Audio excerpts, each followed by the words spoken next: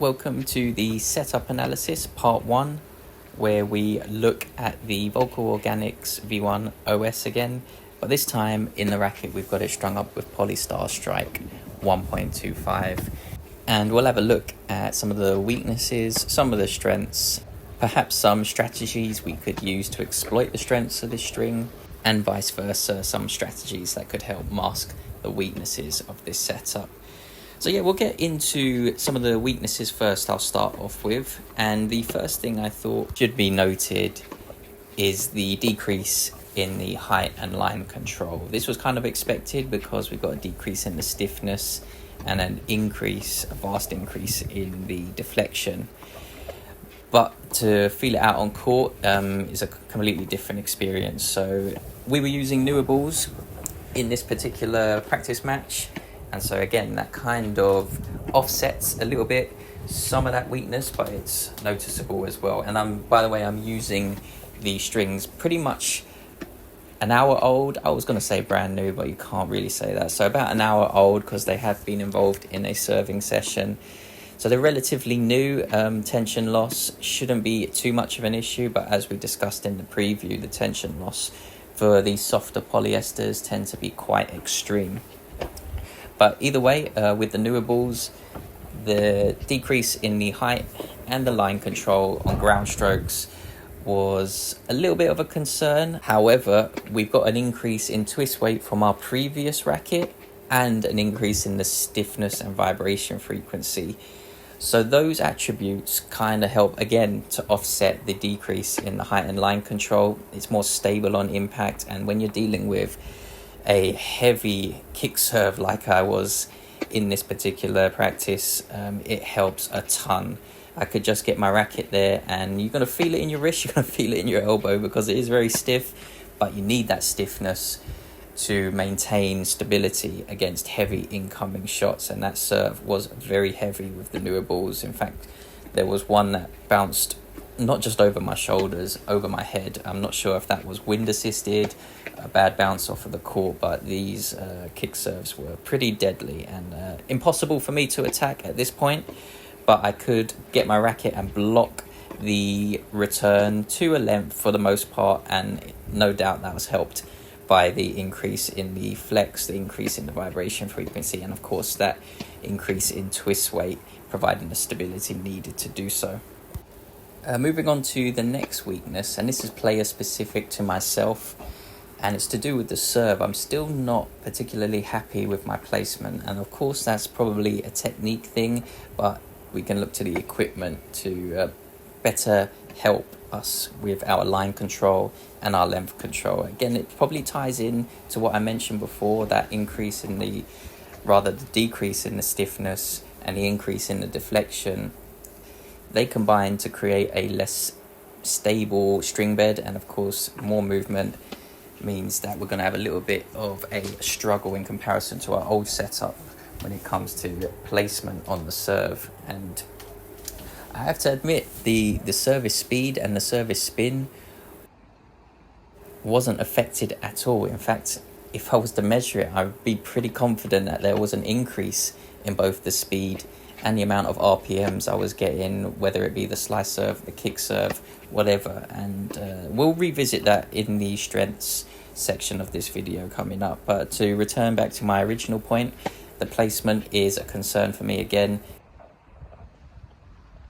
And finally, for the weaknesses, I'm going to mention again the tension maintenance being poor. I mean, this was expected, but we're going to have to mention it every time we use a string that doesn't maintain its tension too well. And as the play went on, probably after like 90 minutes into the second hour of play, it's very noticeable. You can feel the vibration, along with the older balls starting to slow down the play as well. So you're noticing a higher launch angle, which for me, I don't actually mind. It's something I wanted from my previous setup, but there are many players that probably won't enjoy a higher launch angle. They want to swing upwards onto that ball with a lot of aggression, a lot of racket head speed, and that higher launch angle does, all things being equal, make it more likely that the ball is going to land beyond the baseline. But for myself, it's not so much of an issue. It's more that the weaknesses that we just identified get exacerbated as we lower the tension. Of course, that does provide a little bit more comfort as the impact is spread out over a longer duration of time. But for me, the issue of injuries or discomfort doesn't exist at the moment, so it's not something that I really am going to mention as part of the strengths profile of this particular setup. But yeah, that's going to tie up the weaknesses for now. Let's move on to the strengths.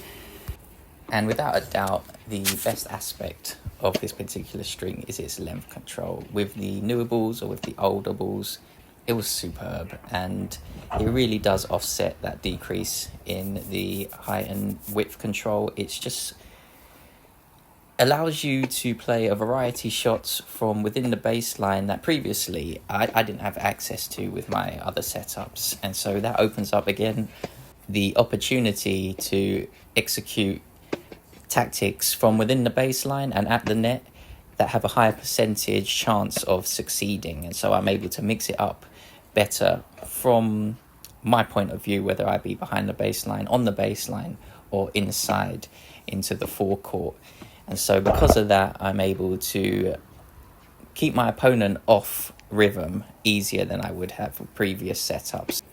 So for example, with the Signum Pro Firestorm that we were using in the previous setup, I had access to a higher launch angle with good length control, but the extent to which I could control my length wasn't as great as with the PolyStar strike. So if I was 2 foot inside the baseline, I would have to be a little bit more careful, for example, with the Firestorm than I would with the PolyStar strike.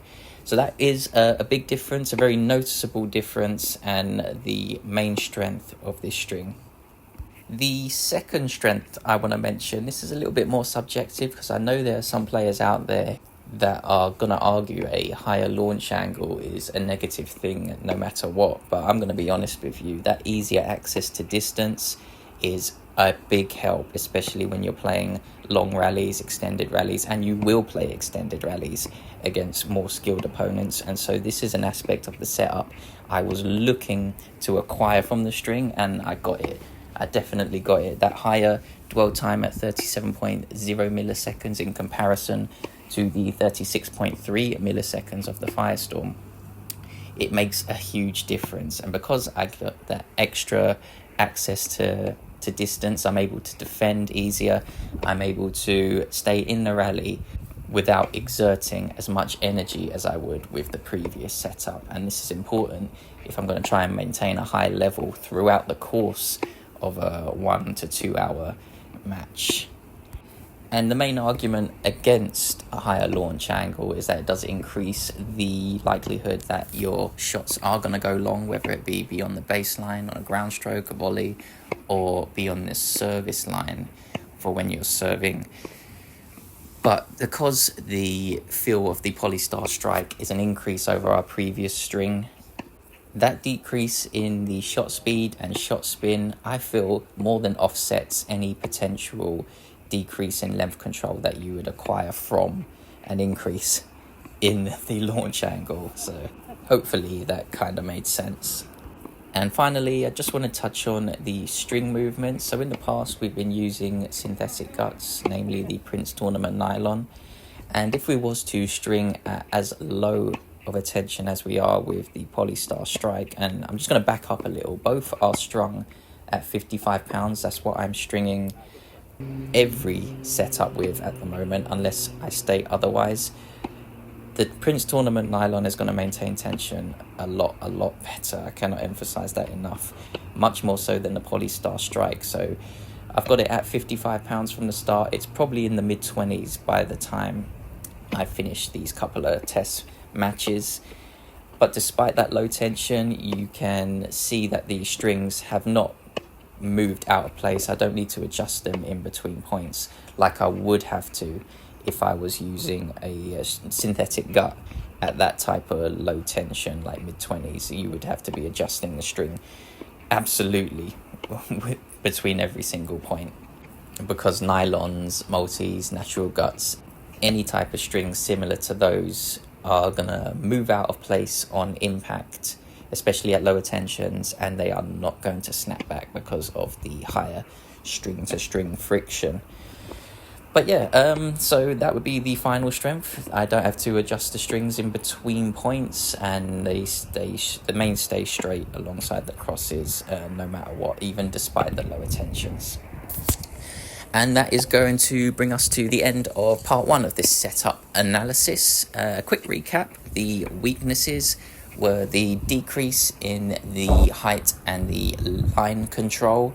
So I was having a little bit of trouble directing accurately where I wanted to place the ball, and this was especially prominent during the serve. I was getting a little bit frustrated at my lack of accuracy in the placement department, and the tension maintenance was pretty poor. I think there was a loss percentage of 51.4%.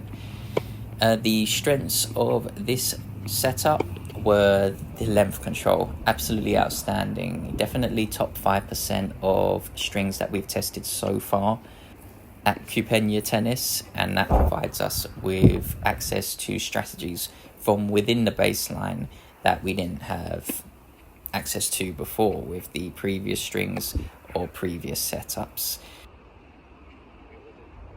I also enjoyed the higher launch angle, which gave me greater distance with less effort exerted during the rally. That allowed me to maintain my stamina so I could hopefully operate at a higher level even into the second and sometimes the third hour of play.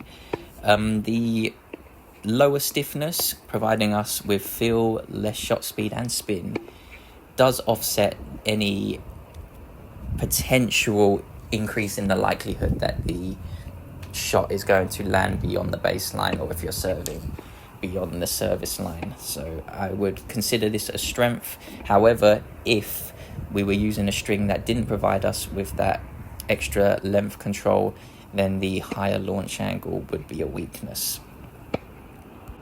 And finally, the string movement wasn't an issue at all. So this string is probably around about in the mid-20s now after all the tension loss, and I don't find myself having to adjust the main strings in between points. They're perfectly straight, so they are snapping back. Whether they're snapping back and applying spin on our shots, I'm not convinced of. I don't think they're snapping back in time with enough force really to apply additional RPMs, but I'd have to test that further really to confirm. But anyway, that was all the strengths and all the weaknesses, and that brings us to the end of this video. I want to thank everyone for watching and listening. I do appreciate it. If you enjoyed it, you might want to check out the other content on this channel and stay in tuned for part 2 of this setup analysis that will be coming out soon. So hopefully I'll see you all there, and until then, everyone, take care.